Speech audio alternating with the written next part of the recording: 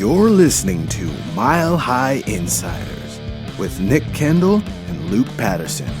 Head on over to milehighhuddle.com for all things Broncos. Now, it's time to find out what's going on behind the walls of UC Health Training Center. Comes tomorrow and be done. I feel bad for all the Denver fans when it comes to baseball, football, professional sports, yeah. But also, I feel like the Broncos were kind of in that rut there for a little bit with, they were good, and losing the playoffs, while it hurts in the moment, it's much better than what the Rockies and the Broncos have been the last 5 years. And with that, welcome in, guys. Happy Saturday evening to you guys. Obviously, things are on the up and up with football in this city, and I just have some sympathy and empathy for all the fans out there for the Nuggets and the Avalanche. But both teams had good runs this year, and you should definitely appreciate those when they come. And also, speaking of appreciating, before we get out of here too far, Mohammed Badri, $5 super, dropping the orange and the blue heart. Mohammed, we appreciate you. Shout out to Malik, his newborn son as well. Thank you very much for Mohammed for being a just ardent supporter of all the platforms, all the shows. But Luke, hello. How are you doing? Happy Saturday. I'm good, man. I'm good. I'm glad I got you rolling right before we got the show. I'm like, oh man, the Nuggets got smoked last night. It's not looking good. We had such a good week, as a city, a town, a fan base last week, and this week not so much. But I've got good news for you, Broncos country. Mandatory minicamp starts next week. That's right. You have to be there. All the players have to be there, including one Melvin Gordon, who has stayed away from OTAs. We will get into Melvin Gordon. We're going to talk Javonte Williams, get into some Mike Boone, Levante Bellamy, Royce Freeman, and the rest of the Denver Broncos backfield now that Phillip Lindsay is with the Houston Texans. So we've got tons to get to. But first, guys, this is MHI, the Mile High Insiders. He is Nick Kendell. I am Luke Patterson. Welcome.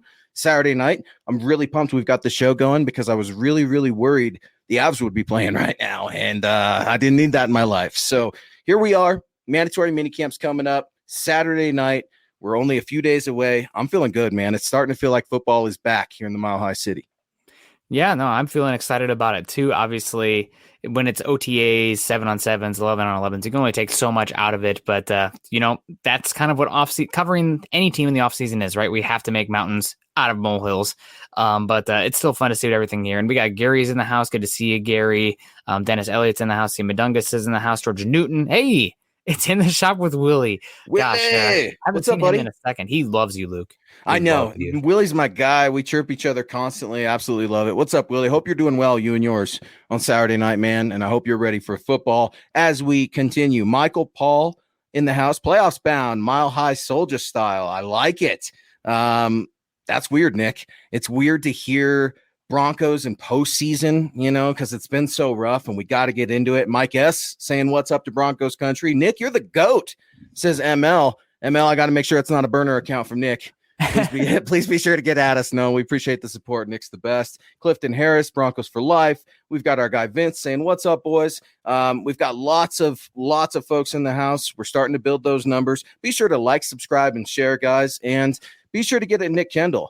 Be sure to get at me, and be sure to get at John, all on Twitter. You could start by going to @MileHighHuddle on Twitter, and then you can find Nick at Nick Kendell MHH. I'm at Luke Patterson LP, and there is the @MileHighHuddle Twitter handle. You can find you can find the Mile High Insiders pod at MHI_pod. So here we go, Nick. Here we go. Javonte Williams, he's been working, and he's been getting some very good reps in practice. Coach Vic Fangio said right after the draft that running back is one of those positions that is the easiest to transition. And I use that term easy very loosely, as I'm not the one taking those hits. What do you make of the very first or last phase, I guess, of OTAs and Javonte Williams and what he's done so far in just a matter of few weeks?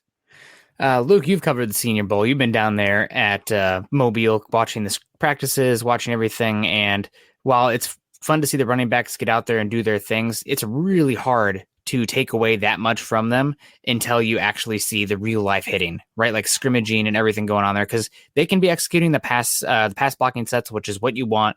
And you can get a lot from them as far as being flexed out as a receiver, even though linebackers at a disadvantage there most of the times. But so far it sounds like everything is really good for Javonte Williams, even though, again, mountain out of a molehill, given the information that they will know a lot more. You talk about mandatory minicamps. It's when that Vikings-Broncos cross practice comes across. That's when we're going to get a lot of information with the running backs and linebackers and trench players. But 4.6 grade point average at UNC. Smart kid. I think he's only 20 years old. Had like 200 less touches than Travis Etienne and Najee Harris. I'm a big fan of Javonte Williams. Just hyperbole, running backs don't matter. I always say that tongue in cheek, but the running backs on their rookie contract, you best believe they matter. And I'm really excited to see what Javonte Williams can do over the next 4 seasons in Denver. Is he going to be a starter this year? Yeah, that remains to be seen. But we got EJ coming here saying Pookie will be dynamic to our running game. Want to see him truck defenders this season. Who's Pookie? Who's Pookie, Nick? Can you let folks know who Pookie is? Because you're talking about Javonte Williams, how much you love him. He's valedictorian, smart guy, former linebacker. Who's Pookie? That's his nickname. That's his nickname. That's the monster of a back's nickname. I absolutely love it. Pookie, man. Pookie. You got to be watching out for Pookie because Pookie's going to get you. Pookie runs angry. Former linebacker, like I just talked about. And Pookie can catch. That's something that you're seeing in OTAs.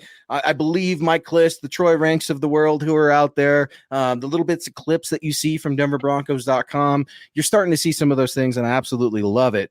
But let's get to some supers before we get to all of my opinions on running backs and Nick's opinion on the running backs. We need to get it going. I think we got to let John just start letting them rip.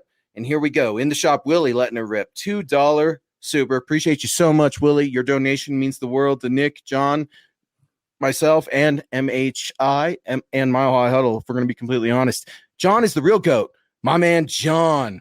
John is the GOAT. We couldn't do anything without John, and John's blushing back there trying to be cool, and I like to embarrass him. I wish I could get John on us, just to be able to click him on, but he'd get mad at us, and we appreciate that, Willie. Thank you so much for your donation. We couldn't be the show that we are without John. That is for sure.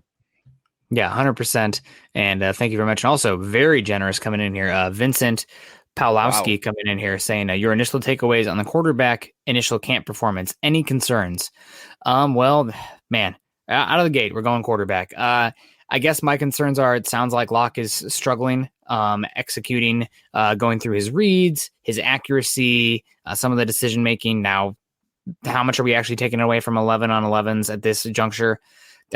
It's more like whispers coming from the coaching staff, players, and stuff like that, where you start to get a little bit of concerns, but we still got a long way to go.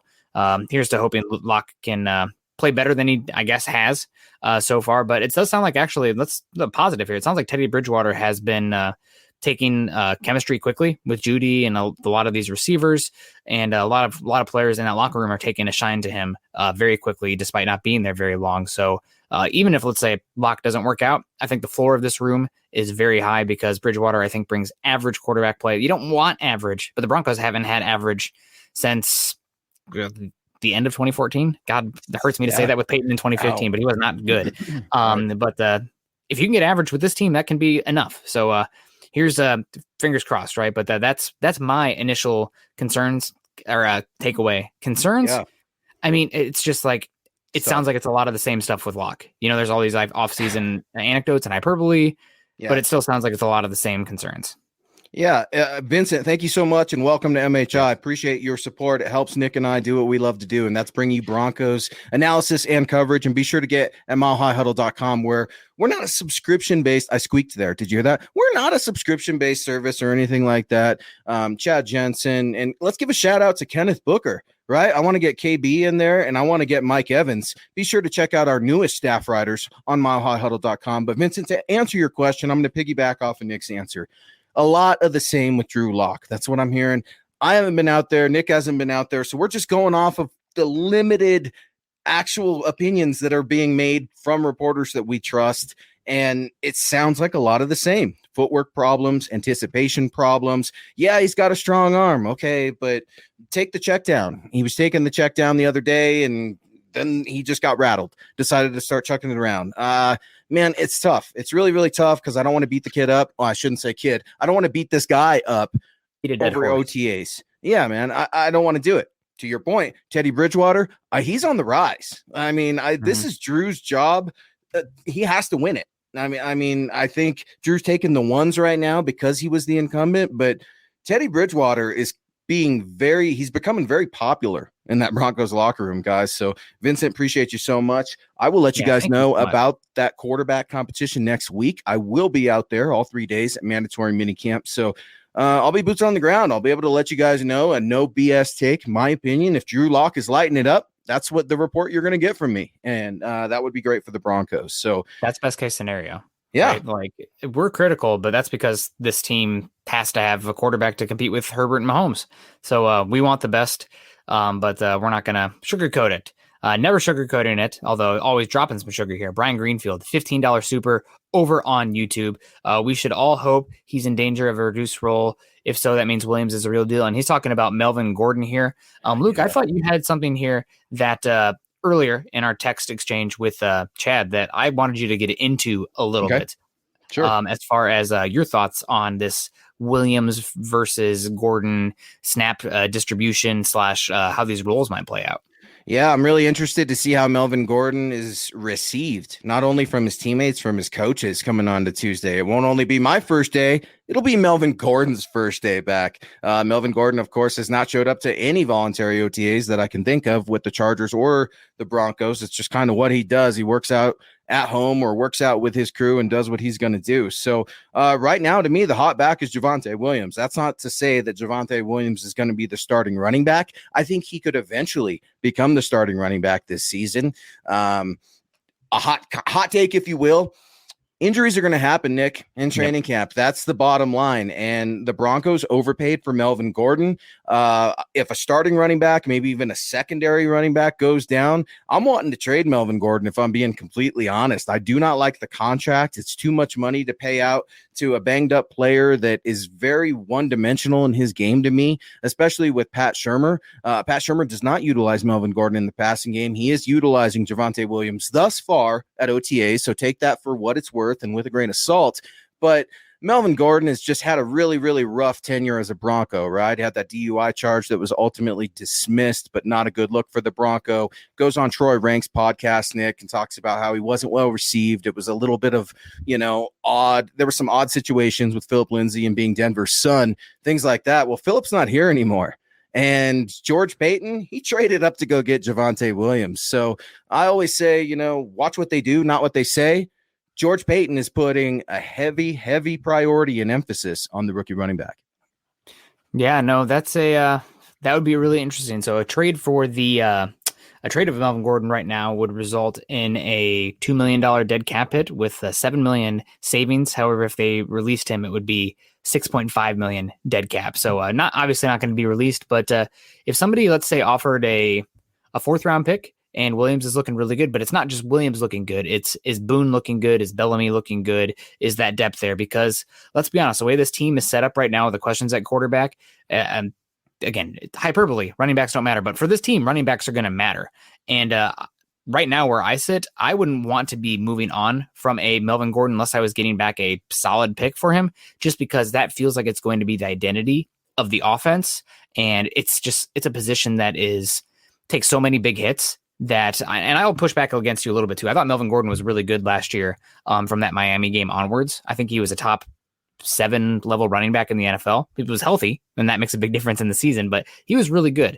So unless somebody is giving me like a 4th round pick or something equivalent, like a 4th and a future 6, where I can clear nearly $7 million in cap space, then I'm probably not looking to move him. I'm just going to ride the hot hand and hope that both of them can stay healthy. But know the reality is one of them will probably get dinged up at some point, and then you can go with whoever's the most healthy at the time, and let that be the identity of the offense. And take the ball out of the quarterback's hands, so to speak, in some cases, and let the identity be the running game. 4 fumbles absolutely kill me with Melvin Gordon. Yeah. His selfish nature against the Las Vegas Raiders in that last game to try to pick up yards, and he's a me guy. And this is a team sport, man. You want to go be a me guy? Box. Go be an MMA. You could be a me guy there. You can't be a me guy here. And you're right. Maybe I'm being a little hard on Melvin Gordon, but I feel like this is a running back that has been jammed down the city of Denver's throat, that Denver never wanted. Say what you want about Philip Lindsay. He's gone. He's with the Houston Texans. I don't like being force-fed a product that I don't think is quite worth it. And I'm curious to see how his teammates and the coaches ultimately perceive him. But let's get some supers going. Nick and I got into our word salad. We're 15 minutes in, and this show is absolutely red hot right now. So we want to get going. Nick, Brian Greenfeld coming in again with a very generous super chat donation. Thank you very much, Brian. And we appreciate you being here with us on MHI. Nick, Luke, don't get it twisted. I think Gordon played well last season. He's not a scrub. I hope Williams is a beast. Brian, you could be onto something because running backs get banged up every single year. The likelihood that your starting running back or any player other than Lloyd Cushenberry, right, is going to make it through all 16 games, not so good. So in all likelihood, I can bash and I can hate and I can grind on Melvin Gordon. This could be Melvin Gordon's final year here with Denver, which is much more likely than the Broncos trading the back, because that's a scenario that doesn't quite make sense just yet because nothing's happened just yet. Nick, what do you think about that? The tandem, as Brian's pointing out, of both Javonte Williams and Melvin Gordon. Do they complement each other, or how can both running backs work in Pat Shurmur's offense? I think Melvin Gordon is a little bit more of a slasher, and he can be a home run hitter. Like when he gets in the open field, you can see him. He's long-legged, long-limbed, and he can cover ground in a hurry. Mm-hmm. Yeah, Williams is not necessarily that same way, where they both can run between the tackles. They both can run power. They both can run inside zone, and you're going to need that with this Shurmur offense. But Williams is a little bit more. I wouldn't say he's not home run, but it's not to the same extent where he is going to have contact and have some guys bounce off of him. And he reminds me a lot of on the field Kareem Hunt, where it's like, you're not a guy who is super duper like, busting the first line and then getting 80 yards, but he's low to the ground. Guys just seem to not stick to him, and pretty soft hands out there. Williams, they didn't use him as much in the pass game because they had Michael Carter, who was a little bit better in the pass game. Sure. But I don't think that's a fault of Williams. I think that's just because Carter was good there. So I see a lot of Kareem Hunt when I watch Javonte Williams, and that can be a really good player here. I'm happy about both of them. And coming back to Gordon, I really was upset about the contract when the Broncos paid him. And it has nothing to do with Gordon, really. It's the realization of the Broncos, because paying a running back when you're not a team that's a running back away just seems like a waste of money. Right, like this team, I don't have an issue with Gordon. And if this Broncos team, let's say, flip them right now, and they were the Chiefs, and instead of going out there and using a first-round pick on Clyde Edwards-Helaire, they pay Melvin Gordon, brilliant, great, good job. You don't have to use a first-round pick on a running back now, and you're in your window for the next 2 years paying a running back big money. Yeah. That's fine. But with the Broncos, we're not going to a Super Bowl in the next 2 years with Melvin Gordon. And I get a lot of it's probably Elway doing everything he can to make sure that Locke is the guy, because if Locke didn't hit, Elway was probably going to be led to the door. Here we are. But they're not real with themselves. You don't make that type of deal unless you are in your window, and they were not in their window. It's like Big Worm and Friday, right? It's like, it's the principle. There's principalities, and it's true. Yeah. I mean, like, you don't know who you are as a team, let alone an offense, and you're just going to go start throwing money at a running back position. It's tough. And I see Broncos country. Broncos country's on the comment line right now, saying, hey, he didn't deserve all that contract. Other guys are saying, look, man, yeah, he was overpaid, but he's going to turn it on. He can work with Javonte Williams. I'm hesitant towards it. I got in trouble last year. Melvin Gordon's agent DMing me, why can't you say anything good about Melvin Gordon? And I'm like, dude, hey, go read some of my articles about Phil Lindsay too. That I did not pull any punches there either. But ultimately, like you say, if Melvin Gordon is gonna put out, then it's going to put the Broncos in a good position. I will push back just a skosh, and I like the Kareem Hunt comparison. I like a little bit of Nick Chubb too, man. There's like a hybrid almost mix in the middle to me. Not as fast as Nick Chubb, obviously. Nick Chubb's a burner. Running. Yeah, it's those legs, the lower ground to the center gravity, and Kareem Hunt obviously has that. So I don't argue with either one of those. I like it a lot. EJ coming in, saying he's overpaid. Our pal Pookie, Gordon was overpaid, but he did play good despite the fumbles. Hopefully he plays even better this year with Pookie getting reps. EJ, I love it. It's a really, really smart comment, because both running backs need to make it, and sometimes even 3, 4, heck, Nick, sometimes 5. And our pal coming in with Pookie reminds me of Marshawn Lynch. Ooh, man, Marshawn Lynch. Broncos fans know that name. NFL fans know that name. If they could get a hair of Marshawn Lynch out of Javonte Williams, Broncos would be doing all right.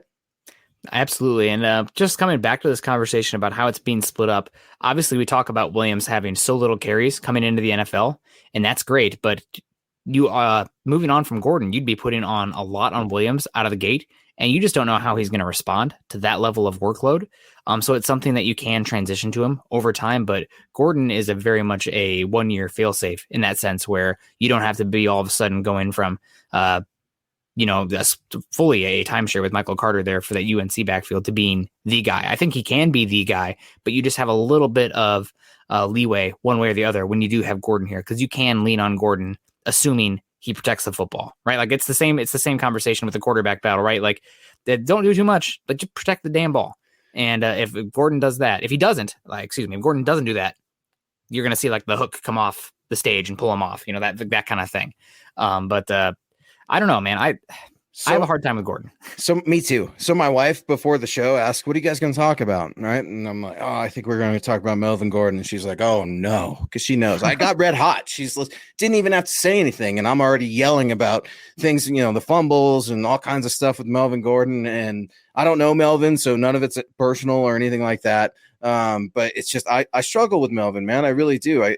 It's one of those things where if he could embrace a little bit of humility, that would go a long way with me, and I think his teammates as well. Nick, I wonder if he's going to get a little welcome to camp moment, next week by the defense. A little, hey, pop, like, hey, you're the vet and everything, but dude, we've been out here beating on each other. Welcome to camp. And speaking of welcome, what's up, Willie? Warm welcome to you.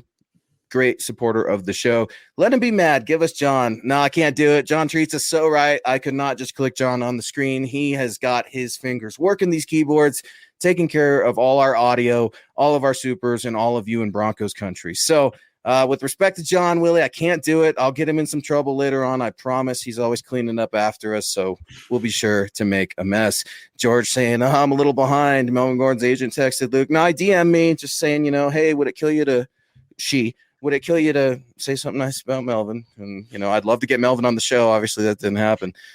Charlie Beagle's in the house. What's up, Charlie? I see you. Thank you for joining MHI. Don Lovato. Trevor, a big supporter of ours as well. Trevor, appreciate you so much. Hope you're enjoying your summer. Brian Greenfeld with another generous super chat donation. You're red hot tonight with your football takes, Brian. Keep them coming.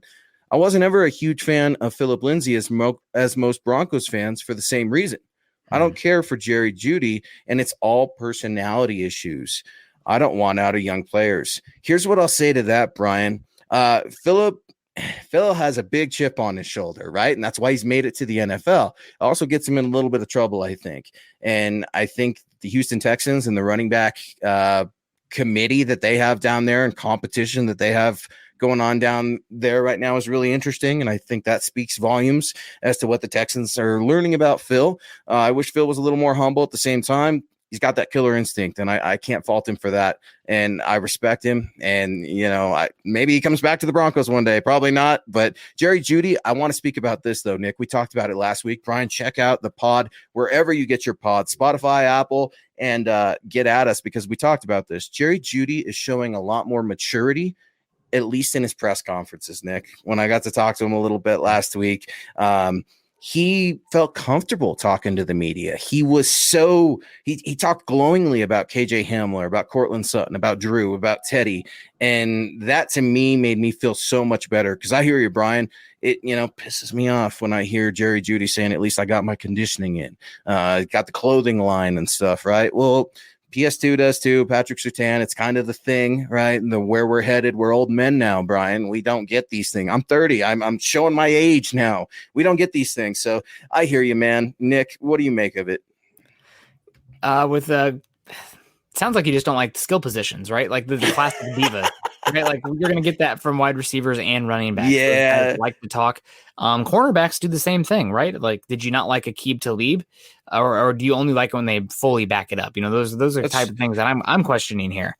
But and you know what Mark Schlereth always says on air, and it's like him, love him, or hate him. He says some funny stuff, Mark Schlereth, and he always said, you need a little bit of crazy on your team. You need one or two guys like a Bill Romanowski, right? Or an Aqib Talib. You need one or two of those guys until you don't need them. And then, Aqib obviously had some problems too off the field. So it's tough, Nick. I completely agree. It's a double-edged sword, and you got to be willing to live and die by it. Yeah, no, absolutely. It's rough. But in the shop, Willie calling it saying that old fellow is going to have to get over that. So Willie and I we were about to get in a fight over the draft. So calm down, Willie. Don't call me too old. I'm not pushing 30 yet. I am pushing 30. I'm not 30 yet. Yeah, what? I thought you were older than me. I'm a youngin. John, are you older than John? How old are you? 30? No, he's like, I'm not telling you how. He's like, a lady never tells. No, but let's keep it going here. Clifton Harris getting us back on track. Nick, Todd Gurley's been working out for everybody, and Clifton has seen it, saying Todd Gurley's still a free agent, running back by committee league. I'm just saying, Todd Gurley's worked out for 3 squads in 12 days or something like that, man. I mean, Todd Gurley to the Broncos. Did the Broncos work him out? I think it's a pretty deep room. Talk about that running back by committee that Clifton is referencing. I mean, Todd Gurley, it's good to have running back by committee, but like the Broncos do have running back by committee going on right now with Melvin Gordon and Javonte Williams. And Todd Gurley, I mean, if his knee wasn't cooked, he probably would be signed by right now. Like, what did he do last year with Atlanta, right? Like, I can't even picture him. Like, in my head, I can't even think of a snap of Todd Gurley in Atlanta. So that's just kind of the nature of the running back position in general for the most part. Especially for ones that had a degenerative knee issue like Gurley did coming out. I still can't believe he went to 10 overall. He was really good there for a little bit, but woof. But probably not. We got another good friend of the show coming in. I want to say hi, dude. What's up, Dylan? Hope you're doing well, man. Hope you're enjoying your summer. Saying, look, I wouldn't pay another running back. And I think Dylan likes your point, Nick, about what a rookie running back contract can do for a team, especially when you find a gem of a running back like the Broncos think they did with Javonte Williams in the second round. But let's talk about some other backs, Nick. George Payton, obviously those connections and those purple roots with those purple people eaters are still there. The Broncos are going to go up and travel to practice the Minnesota Vikings, the first preseason game, if I'm not mistaken. And he's bringing some former Vikings with him, one of them being Mike Boone, not veteran running back, I guess a few years. He's worked with Phillip Lindsay actually in the offseason. We actually were talking about Mike Boone before the show. What do you envision Mike Boone's role to be on this team, and how would you describe Mike Boone to the casual football fan? Mike Boone is actually a pretty darn good athlete, pretty explosive, but for running back, like vision, footwork, patience, stuff like that can overcome athleticism. I mean, we kind of saw Trent Richardson, if that's a name that sticks out to you. Amazing athlete, great size, good body, but had no vision, no instincts at all. So running back, a lot like linebacker, is a position where instincts and technique can take you a long way if you do not have the athleticism. Not saying that Mike Boone does not have that feel for the running back position, but he's a phenomenal athlete, and you're still hoping that he can take it to that next level as far as like matching his footwork to the blocking scheme when he needs to hit the hole, et cetera, et cetera. But he's obviously square pegged in a battle for the running back 3 position. And running back 3, it's as trivial or silly as it sounds. It's going to come down to special teams ability, right? Like who's going to go out there and offer the most for special teams between him and Royce Freeman / Levante Bellamy / Damian Crockett, another name as well from North Dakota State. But when Mike Boone in Minnesota, he was actually a pretty darn good special teams player. You're not going to really see that as much at this point in OTAs, but once we get to full mandatory minicamp, you'll start to see more of that going on there. So look, take a note. You said somebody maybe do a big hit out there. I don't know if we'll see it with somebody on Melvin Gordon, but special teams, look for Mike Boone, because when he can hit, he can hit. Can Mike Boone have one of those Tokyo moments like Terrell Davis did, right, in the preseason, where he's just going to go down and lay the wood? That would be great, right? Because special teams, Nick, as soon as you said special teams, I felt better, because the special teams has been absolutely atrocious, has not been the Broncos' special teams in the top 10 since the year 2000. That's just crazy to me. All the coaches, including Coach Shanahan, and it just kind of shows you where the team has been at. So Mike Boone, it's a competition with him, obviously. Royce Freeman still hanging in there, and he's hanging by a thread. Veteran running back who kind of lost his mojo. I feel, like I'm in an Austin Powers movie here, but he took the back seat. to Philip Lindsay, and I don't think he's ever quite mentally recovered from that. You see some good moments from Royce Freeman. You see a surprising amount of utilization in the passing game, Nick, which shocks me when I see Royce Freeman flexed out wide. I shake my head. I'm screaming at the TV. I can't believe what I'm seeing. He's got to earn a job. Levante Bellamy, undrafted free agent from last year. He was the highest paid running back from the undrafted class. He is trying to earn a job. So it's going to get really, really interesting. And that's what Michael Paul is wanting to talk about on Facebook. Thanks for joining us on MHI. He is Nick Kendell. I'm Luke Patterson. Of course, John on the ones and twos. Wanting to know, hey, Nick, could Royce Freeman play some fullback this season? Obviously, Michael knows that Royce is not a small back by any means. Yeah. Royce, does he have the mentality to play fullback? Right. Like my biggest thing with Royce Freeman is he plays like a scat back when he is 230 pounds. Like that's always been his issue. Like, buddy, you're big, you're strong, play like it. You don't ever, not everything has to be bounced to the outside.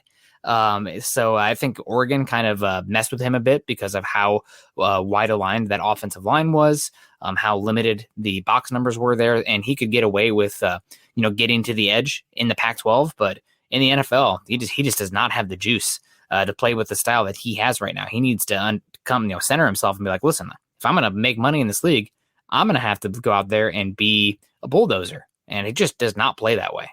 It's not his running style, despite his skill set. Yeah, I would like to see Royce get a shot with another team, Nick. Sometimes that's what these running backs need. Sometimes, heck, that's what players and human beings need. There's a human element to this, folks, as well. And I think a lot of that has to do with Royce Freeman's current status as a running back on this team. It's just Philip Lindsay shot up so fast that it was something no one was expecting, let alone third-round draft pick in Royce Freeman out of Oregon. So very, very good question. Absolutely love it. Richie Rich, what's up, buddy? Saying, I think Andrew Beck is a better option. That's tough love. I see what you're doing there. But yeah, man, it's one of those deals where this is it for Royce Freeman, Nick.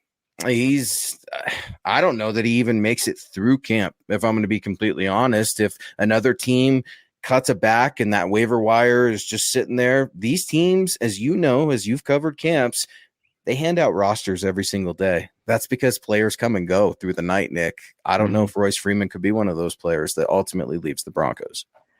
I mean, when they signed Mike Boone, the writing was kind of on the wall, but then it was in, Sharpie once they drafted Williams as well. So we got Brian coming back in. Brian, thank you, Brian. Quadruple dipping, quintuple dipping.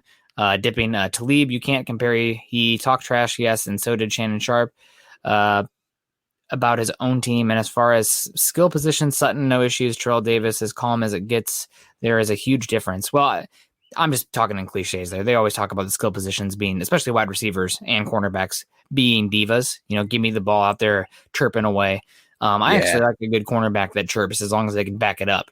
But okay, what about I want to ask about that because, Brian, maybe you would have this question as well, and I hope you might. What do you make of Jalen Ramsay? Would you like a Jalen Ramsay on your team? Because obviously the man has talent just falling out of his ears, but sometimes he gets a little mouthy for me, and it bothers me, Nick. What do you make of like a Jalen Ramsay? Is that type of corner the one you're describing?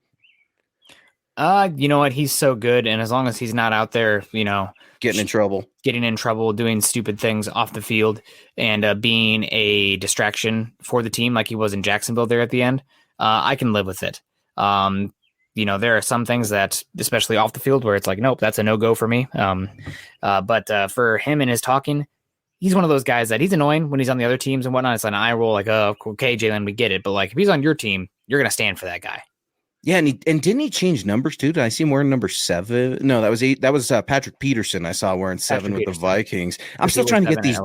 Yeah, I'm trying to get these jerseys right, Nick. It's absolutely crazy. So great comment, Brian. Thank you so much. And Trevor, I see you in the comment thread. DM me or get at me on Facebook, man, and we'll be able to make something happen as you're here in Denver. So get at me. Charlie Beagle, what's up, buddy? I hear you. And Trevor saying, what's up? Does MHH tailgate at the home games in Denver, including preseason? Going to a home game, but want to touch base with my Broncos MHH fan.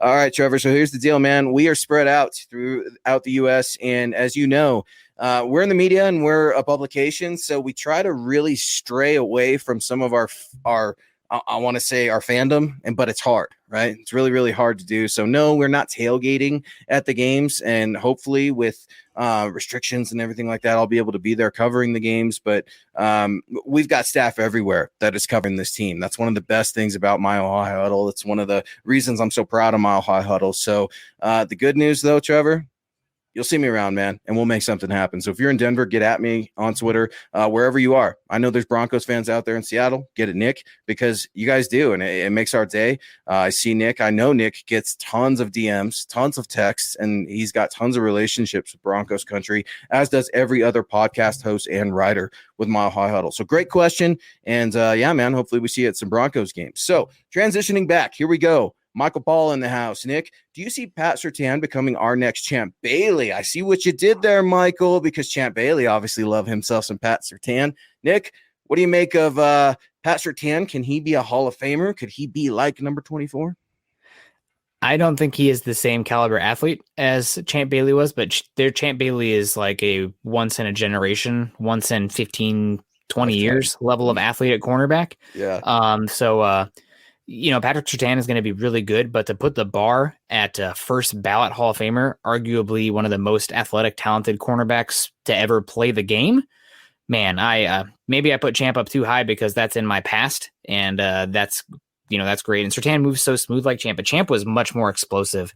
Surtain is smooth, but Champ caught 700 yards and averaged 20 yards a kick return his junior year at Georgia too. Like, he was playing both ways. It's just a freak athlete. The number 6 or 5th overall pick. Yeah. Surtain just needs to be the best Surtain Patrick PS2 he can be, right? He doesn't have to be Champ Bailey, because that's an unfair bar. Like that. That's like saying, oh man, can Drew Lock be Peyton Manning? Well, Drew Lock just needs to be Drew Lock. Like, there's only one Peyton Manning, first ballot Hall of Fame, one of the best to ever do it. Like, don't put that on the kid. Don't put that on a player just coming in before they've done anything. Look at the chat, Nick. People are saying PS2 can become Ramsay. Other people are asking if PS2 can be Champ Bailey. I'm just happy with the conversation, if we're going to be honest, because that's some good company with the cornerbacks. And I love Pat Surtain. I can't wait to see him.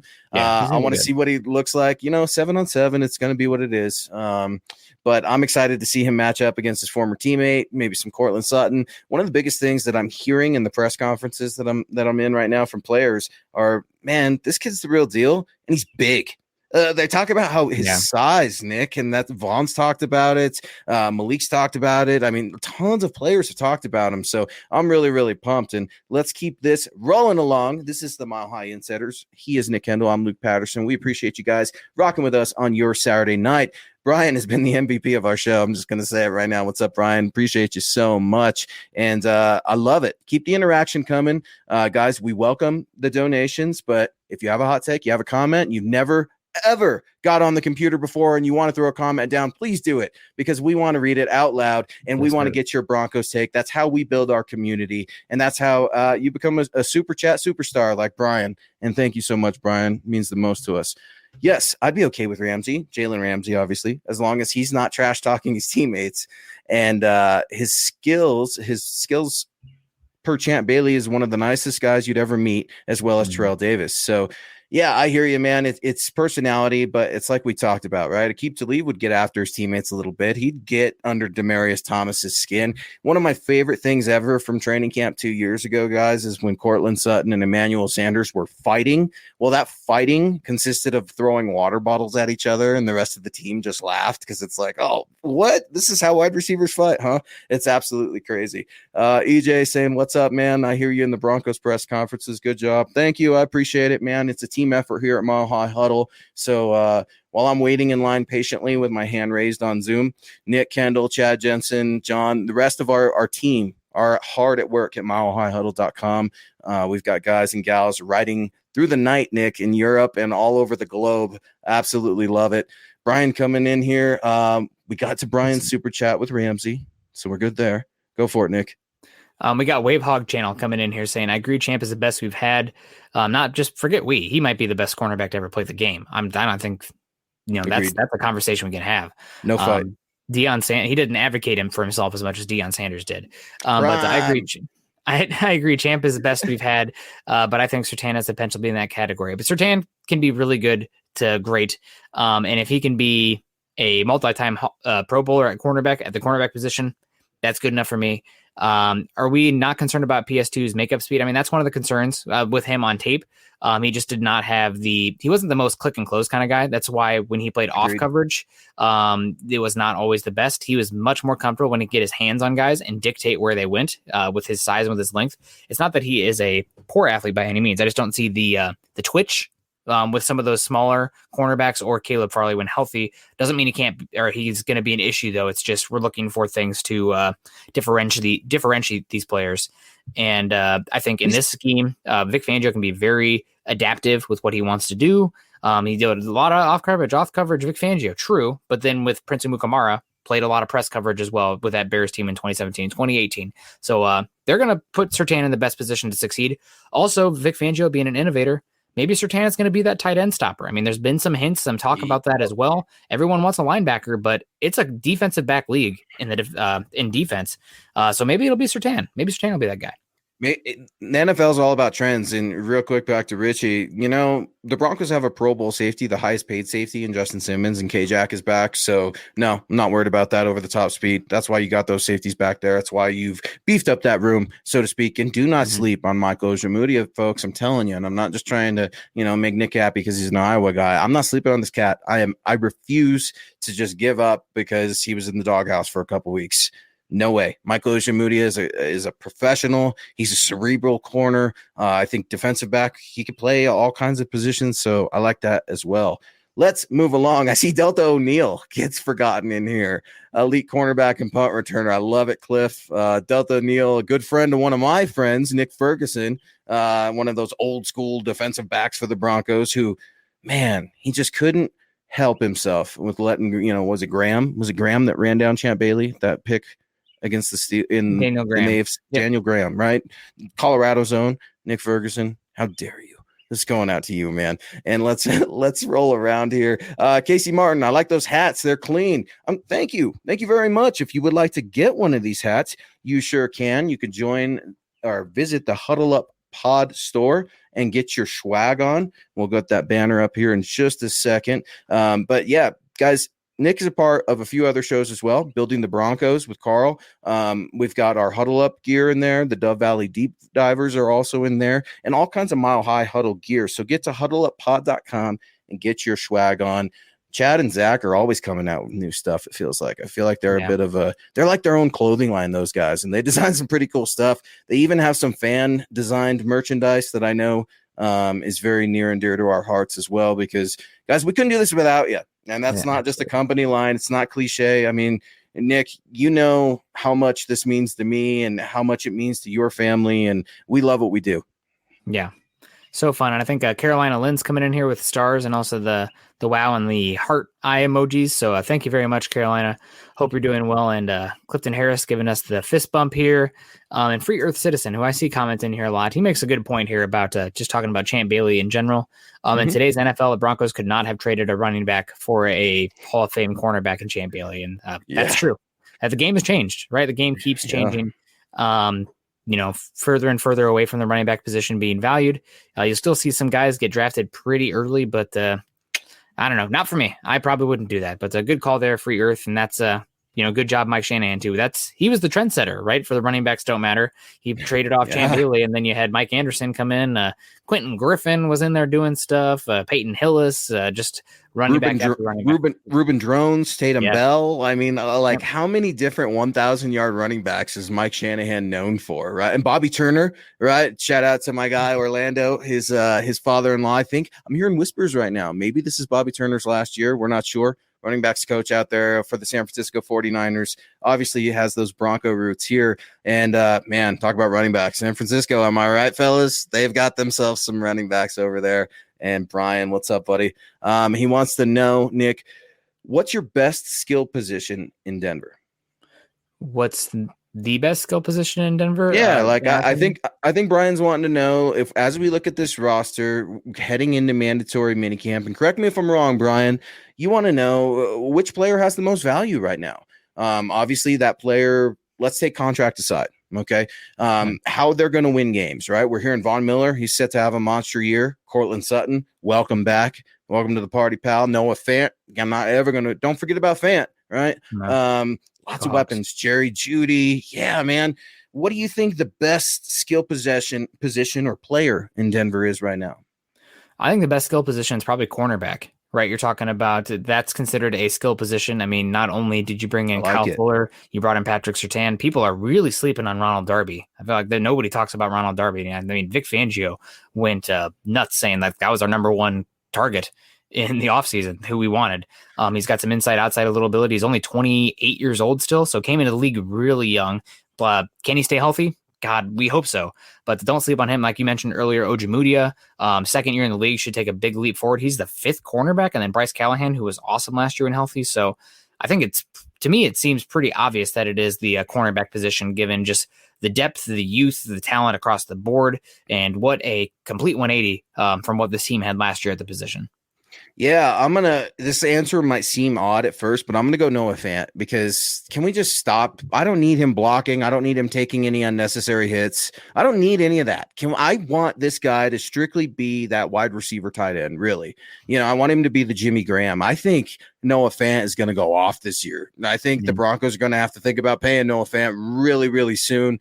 Man, how great would it be if to me, Darren Waller I like Darren Waller a lot, and I hate to say that because he's a freaking Raider. But man, I think Noah Fant can be better than Darren Waller. I really, really do. The more that I think about it, and I want to see Noah Fant have that breakout year. So watch Noah Fant, Brian. And I was a guy that was not high on Noah Fant at all when he came in. I certainly am now, and things have changed, and Noah's changed. We talk about maturity, right?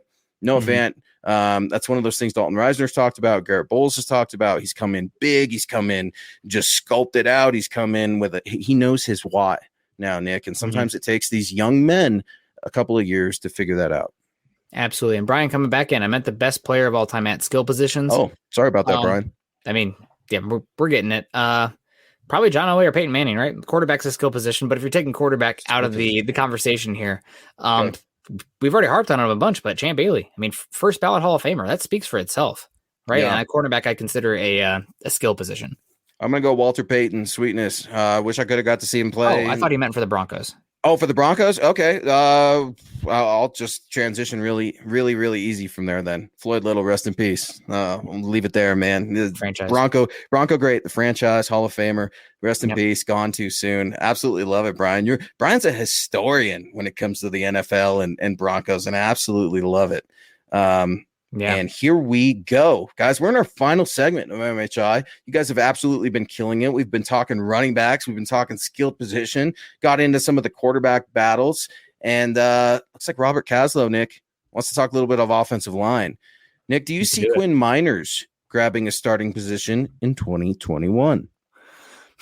I think that we need to put a little bit of brakes on Quinn Miners. I know that that's not very fun because he's the shiny new thing.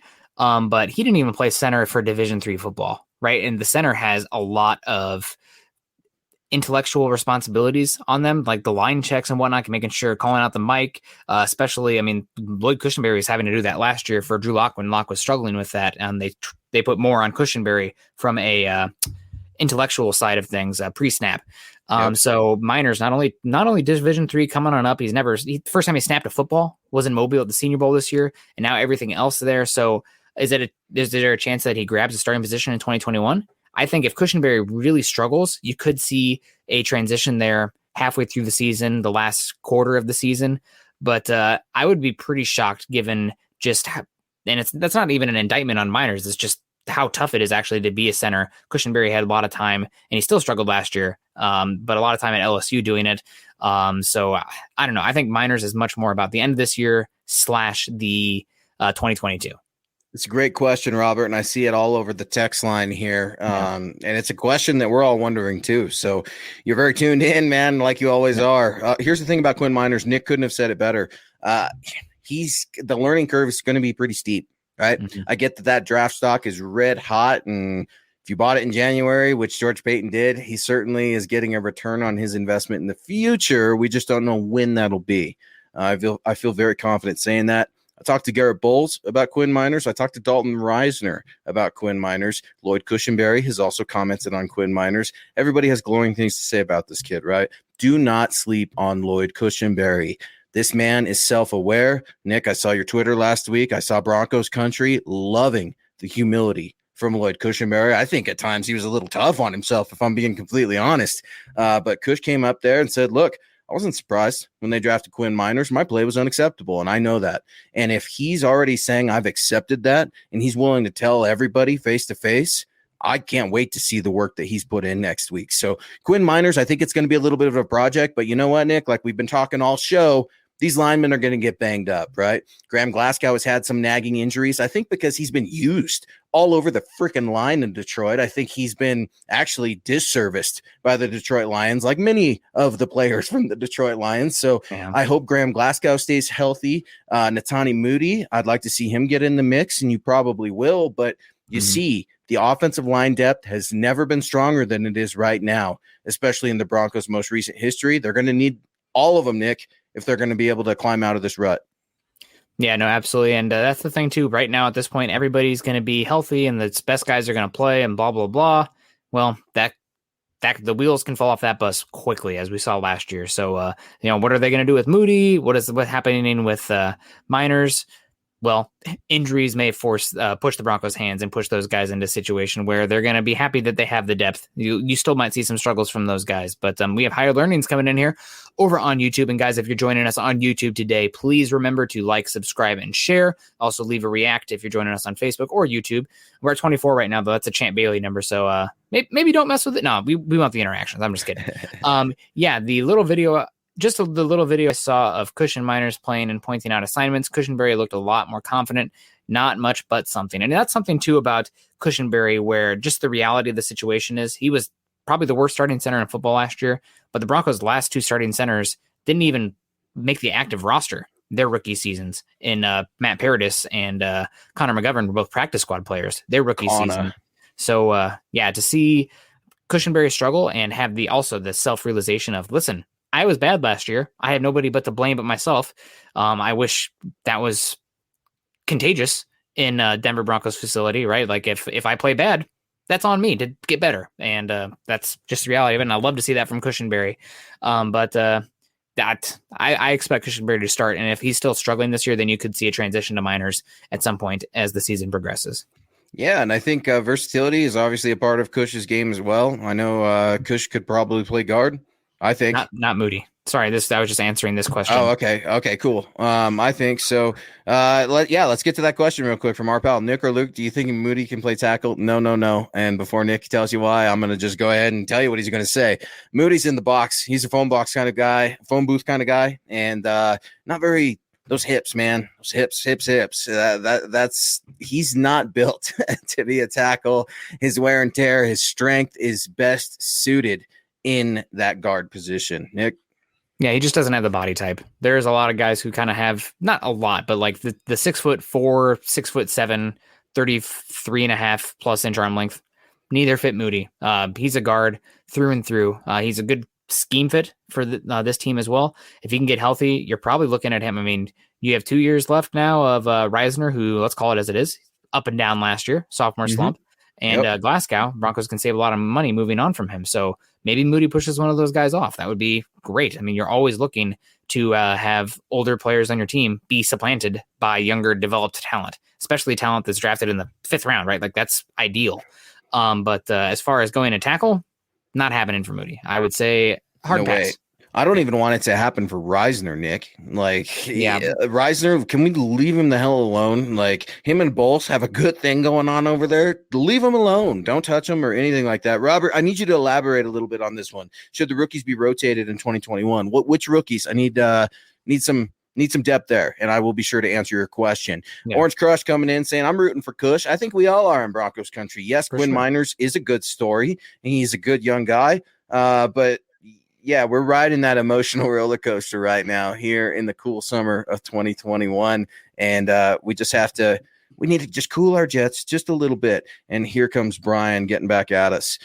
Nick or Luke, did you guys honestly know Denver's fullback in Super Bowl 32, Howard Griffith? Howard Griffith. Yep. Boom. I love it, Brian. I love the trivia. Maybe we should make that a segment on next week's show, or we could do like a 15-minute trivia, because I see some historians, and I know they're on your show, Building the Broncos Huddle Up Pod. I love it with Broncos country. So yeah, I'm 30. I know I wasn't around. I was just a little guy then, but man, how many times have you watched those Super Bowls, Nick? Like 97, 98, 2015, right? Like we cherish that. That stuff's important, man.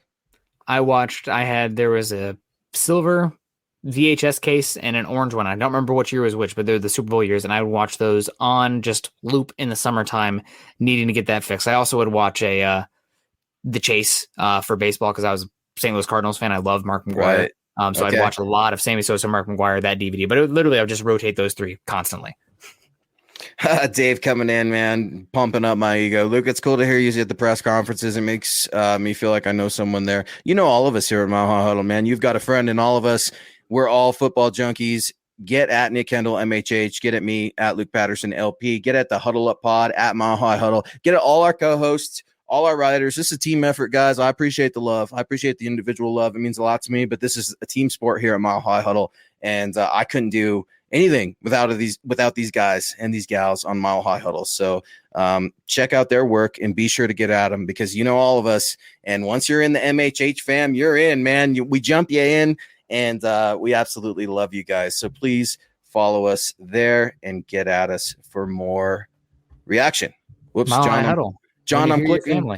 John, I'm clicking away. I'm so sorry. Can we get Higher Learnings back up? And then I promise I'll get to you, Velveta. I'm so sorry if I'm mispronouncing that name. I'm going off the rails. So John's probably cursing me out because I'm clicking on all kinds of stuff. I shouldn't be clicking on things, Nick. I got to stop. It's going to be okay. Everybody breathe. Calm down. No.